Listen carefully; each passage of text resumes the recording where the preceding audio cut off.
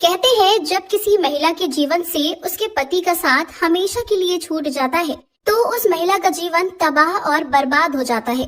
सुमन अपनी 8 साल की बेटी रिया के साथ एक छोटे से किराए के घर में रहकर अपना जीवन बसर कर रही थी। सुमन के पति की एक दुर्घटना के चलते मौत हो चुकी थी। तब से सुमन और रिया को अपना जीवन बसर करने में बहुत सी समस्याओं का सामना करना पड़ रहा था। एक दिन सवेरे माँ, आखिर कब तक हमें ऐसे भूखे रहकर अपना जीवन बिताना होगा?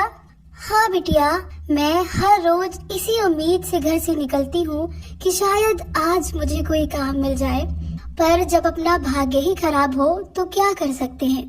तुम्हारे पिताजी के जाने के बाद हमारा जीवन तो पूरी तरह से तबाह हो चुका है। पता नहीं अब हम कर्जदारों का कर्ज और मकान मालिक का पैसा कैसे चुका पाएंगे। इतना कहना था कि तभी मकान का मालिक दर्पण सुमन के घर के बाहर अपने 2 आदमियों के साथ आता है। अरे कहाँ मर गए दोनों माँ बेटी, बाहर निकलो। दर्पण की आवाज सुनकर दोनों बाहर आते हैं। तभी दर्पण अपने साथियों से कहता है, साथियों, इस सुमन की बिटिया को पकड़ो और ले चलो अपने साथ। दर्पण के साथी सुमन की बेटी रिया को अपने साथ ले जाने लगते हैं। तभी सुमन दर्पण के कदमों में गिर जाती है। मालिक, मालिक, ये क्या कर रहे हो आप मेरी बिटिया को कहाँ ले जा रहे हो? मैंने तुमसे कितनी बार मकान के पैसे मांगे हैं। पिछले 3 महीने से तूने मेरे मकान का किराया नहीं दिया है। अब मैं तेरी बेटी को बेचकर ही पैसा वसूल करूंगा। चलो रे, ले चलो इसकी बिटिया को। मालिक, मालिक, मुझ गरीब पर रहम करो। मेरी बेटी के सिवा मेरा इस संसार में कोई नहीं है। इसे मुझसे अलग ना कीजिए। मैं आपको वचन देती हूँ कि मैं 15 दिनों में आपकी पाई पाई लौटा दूंगी। बस मुझे 15 दिनों का समय दे दीजिए। मालिक, मालिक, रहम करो मालिक। इस बार तुझे 15 दिन की मोहलत और दे रहा हूँ।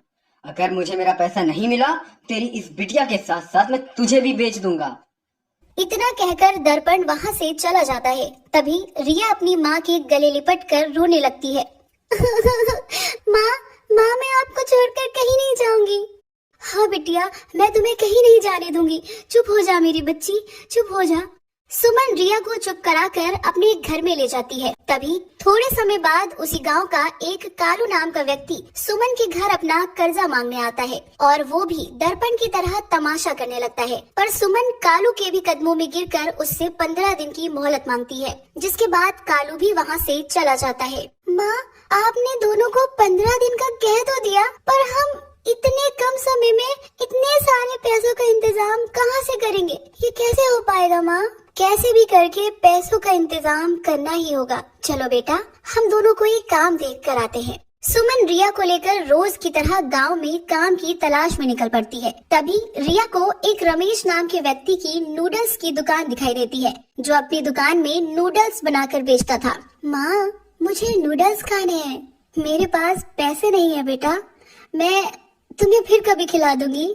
अब ये बात रमेश सुन लेता है। रिया उदास होकर वहाँ से जाने लगती है। तभी रमेश कुछ नूडल्स रिया को मुफ्त में ही खाने को देता है। अब रिया और सुमन वो नूडल्स लेकर अपने घर जाते हैं। तभी रिया के मन में एक उपाय आता है। माँ, क्यों ना हम भी नूडल्स बनाकर गाँव में बेचना शुरू कर दें? आप तो कितने अच्छे नूडल्स बनाती हो। अरे बिटिया, जिसके पास नूडल्स खरीदने के पैसे ना हो, वो नूडल्स बनाने का सामान कहाँ से लाएगी? वैसे माँ, अगर कुछ करना ही है तो कुछ खोना भी पड़ेगा। मतलब? देखिए माँ, हमारे घर में ये जो बड़े बर्तन हैं, ये तो अब हमारे किसी काम में नहीं आ रहे हैं, तो क्यों ना हम इन्हें बेच दें?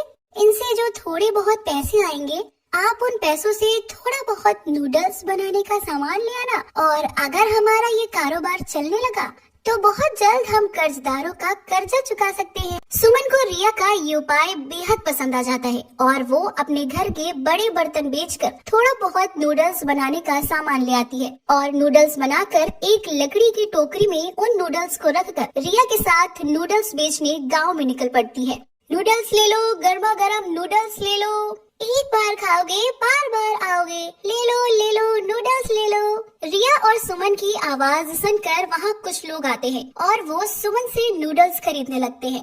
देखते ही देखते पहले दिन सुमन और रिया के सारे नूडल्स बिक जाते हैं। अब दोनों माँ बेटी खुशी खुशी अपने घर आते हैं।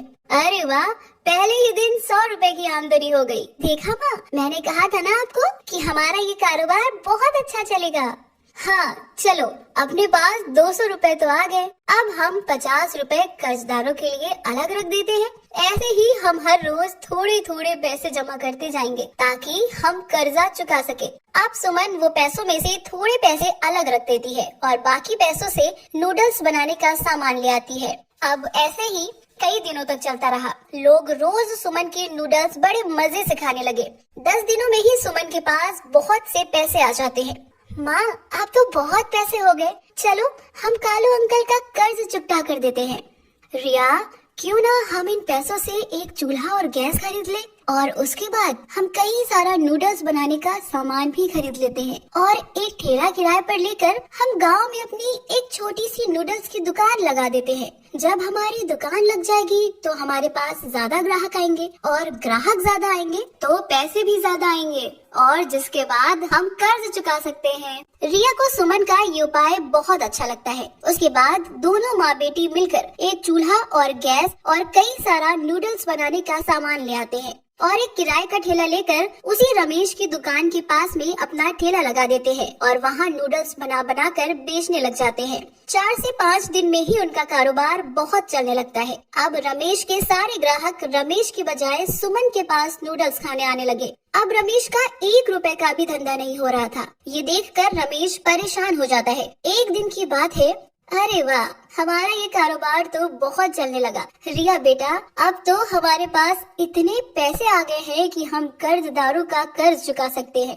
हाँ माँ, और अब आपको काम ढूंढने की भी जरूरत नहीं है। अब तो हमें जीवन भर के लिए कमाई का जरिया मिल गया है।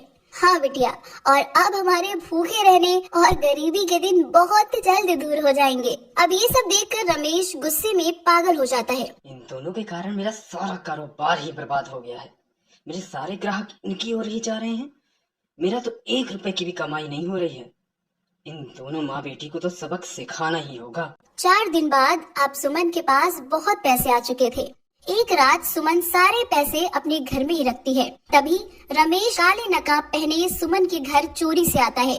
सुमन पैसे लेकर चला जाता है। अब अगले दिन सवेरे कालू और दर्पण वहाँ आ जाते हैं और कालू रिया को लेकर अपने साथ चला जाता है। तभी सुमन रोते रोते रमेश की दुकान के पास से जा रही थी। क्यों बहन जी, आज दुकान नहीं लगा रही हो अपनी? तभी सुमन रोते रोते रमेश को सारी बात बताती है। ये सुनकर रमेश की आंखों से आंसू निकल आते हैं। मुझे माफ कर दीजिए बहन, कल रात मैंने ही आपके घर चोरी की थी। मुझे नहीं पता था आपके जीवन में इतनी परेशानियां चल रही। मुझे माफ कर दीजिए। उसके बाद रमेश खुद पैसे देकर रिया को छुड़ा लाता है और अपनी नूडल्स की दुकान सुमन और रिया को हमेशा हमेशा के लिए दे देता है और साथ में कई ज्यादा पैसे भी देता है। उसके बाद रिया और सुमन एक हंसता खेलता जीवन बसर करने लगते हैं।